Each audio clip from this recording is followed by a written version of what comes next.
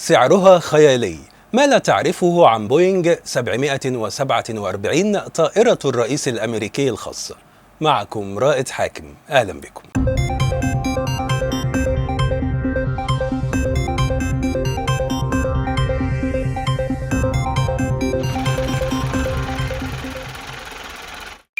كيف تتخيل طائرة الرئيس الأمريكي؟ نوعها، قيمتها، تأمينها، تجهيزاتها. قطعا التخيل شيء والواقع شيء آخر. الواقع أن سعرها يتجاوز $4 مليارات، مجهزة لصد الصواريخ والضربات النووية، وتحتوي على قاعة اجتماعات وغرفة عمليات ومركز اتصالات متكامل وصالة ألعاب، ويمكن للرئيس شن حرب عالمية من داخلها، وهذا هو الخيال بعينه. وتعد الطائرة بوينغ 747 التي تتمركز في قاعدة أندروز الجوية أشهر طائرة رئاسية في سلاح الجو الأمريكي، حيث يوجد منها نسختان فقط في العالم، وهما تحت تصرف سلاح الجو، وتستخدم واحدة منهما لانتقالات الرئيس، وتعتبر الثانية نسخة احتياطية لها. وتحتوي الطائرة الرئاسية على العديد من الأسرار، سواء في طريقة عملها أو مواصفاتها. وتعد الطائرة أيقونة القوة والسرعة بالنسبة لطائرات الرئاسة الأخرى. وتعتبر الطائرة الرئاسية الأمريكية بحسب صحيفة بيزنس إنسايدر الأمريكية من أضخم الطائرات حول العالم، حيث تتكون من 3 طوابق، ويبلغ طولها حوالي 230 قدم، ويبلغ ارتفاعها مقدار 5 طوابق، ويبلغ وزنها حوالي 400 طن. وتضم الطائرة الرئاسية من الداخل جناح الرئيس، ويحتوي على سرير ومكتب صغير وحمام وأريكتين يتحولان إلى سريرين عند الحاجة، وتلفزيون وقاعة مؤتمرات تحتوي على منضدة بيضاوية وعدد من الكراسي، وتستخدم لعقد الاجتماعات العاجلة أثناء رحلات السفر.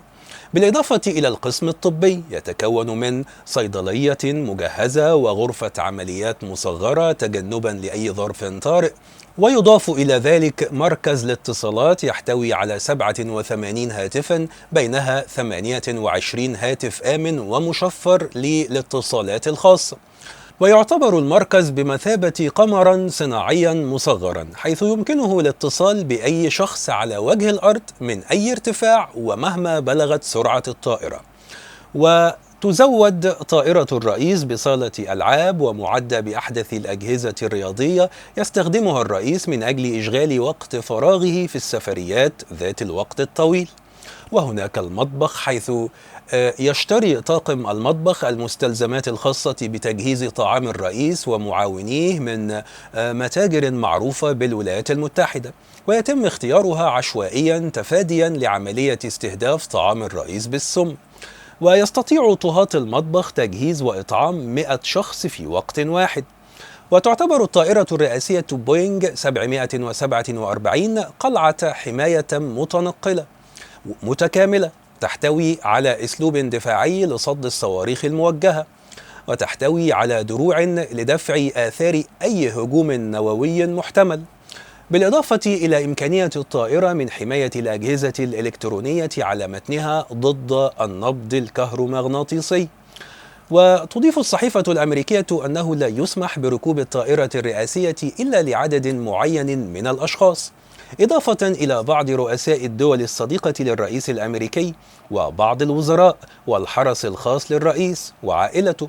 وتحتوي الطائرة على طاقم مكون من 26 شخصا، وهم الطيارون والمضيفون والطهاة، بالإضافة إلى إمكانية نقل 76 راكبا داخلها، وهم الرئيس ومرافقوه. ومن الطقوس الثابتة لسفر أي رئيس أمريكي وجود الشخص حامل الكرة، وهو ذلك الشخص الذي يحمل حقيبة بنية اللون ويكون على مقربة من الرئيس دائما، حيث تحتوي تلك الحقيبة على الشفرات النووية لترسانة الولايات المتحدة النووية، ويوجد بها سلسلة مثبتة بمقبضها من ناحية وبيد حاملها من الناحية الأخرى، الذي يطلق عليه اسم حامل الكرة، والتي يستطيع الرئيس من خلالها شن حرب نووية على أي منطقة بالعالم وهو في طائرته. وتلفت بيزنس انسايدر إلى أنه وعلى الرغم من التكلفة العالية لتشغيل هذه الطائرة إلا أنها تتمتع بمميزات عديدة تجعل منها الخيار المفضل لتنقلات الرئيس المختلفة. ومن أهم مميزاتها بحسب صحيفة بيزنس انسايدر الأمريكية طولها، حيث يبلغ طول الطائرة 232 قدما وعرض الجناحين 195 قدما، ويمكن لجسم الطائرة تحمل انفجار نووي يحدث على الأرض، بينما جميع النوافذ مدرعة بالكامل ضد الرصاص والانفجارات. وتقدر تكلفة الطيران لكل ساعة لطائرة الرئاسة أكثر من 200 ألف دولار، وتبلغ المساحة الإجمالية داخل الطائرة 4000 قدم مربع. وكان الرئيس الأمريكي المنتخب جو بايدن قد دعا إلى إلغاء عقد إنتاج طائرة رئاسية جديدة إير فورس 1 التي تكلفت مليارات الدولارات، وقال إن التكاليف المتزايدة لإنتاجها سخيفة. وقال بايدن إن بوينغ تبني طائرة رئاسية إير فورس 1 747 للرؤساء المستقبليين، إلا أن التكاليف خرجت عن السيطرة، أكثر من 4 مليارات دولار. الطلبية ألغيت.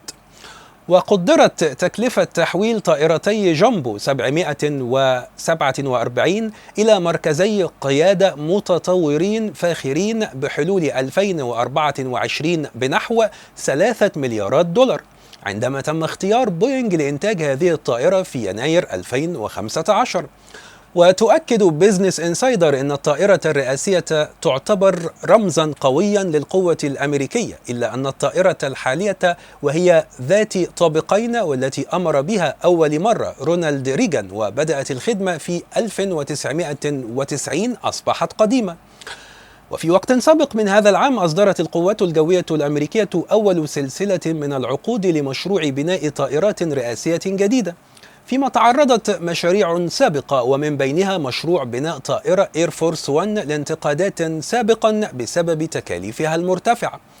وفي 2009 أوقف الرئيس باراك أوباما مشروعا لاستبدال مروحيات مارين 1 التي تنقل الرئيس بعد أن ارتفعت تكلفة إنتاج 28 مروحية منها إلى نحو 11.5 مليار دولار في 2005. وبالنسبة لجديد الطائرات الرئاسية الأمريكية الآن بحسب بيزنس انسايدر، فقد وقع الرئيس الأمريكي وشركة بوينغ صفقة غير رسمية لطائرتين جديدتين من طائرات إير فورس 1 تم تعديلهما من طائرات بوينغ جامبو بتكلفة تقدر بنحو 3.9 مليار دولار لتحل محل الطائرة الحالية التي كانت في الخدمة منذ رئاسة جورج بوش الابن. وأشاد البيت الأبيض بالصفقة على أنها ناجحة لتنفيذ وعد بخفض تكلفة طائرة إير فورس 1 الجديدة بأكثر من مليار دولار. وبفضل مفاوضات بايدن فإن العقد الجديد مع بوينغ سيوفر على دافع الضرائب أكثر من 1.4 مليار دولار.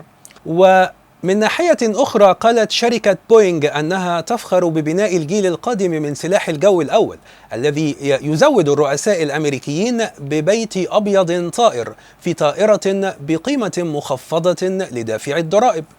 وأكدت أن بناء مثل هذه الطائرات المعقدة يهدف إلى إبقاء الرئيس والمسؤولين الحكوميين في مأمن في حالات الطوارئ التي من ضمنها الهجوم النووي. نشكر لحضراتكم طيب المتابعة، في أمان الله.